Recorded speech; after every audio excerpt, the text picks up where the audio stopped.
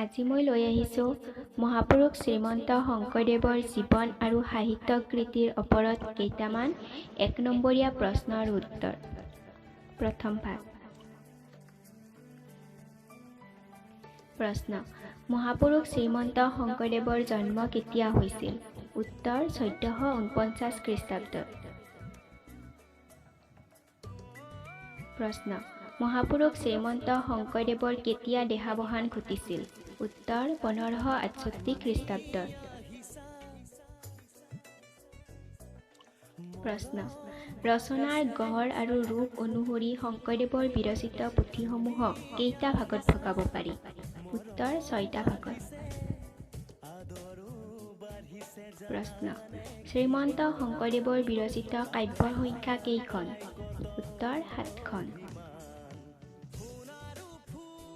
প্ৰশ্ন: শংকৰদেৱৰ ৰচিত এখন কাব্যৰ নাম লিখা। উত্তৰ: ৰুক্মিণী হৰণ।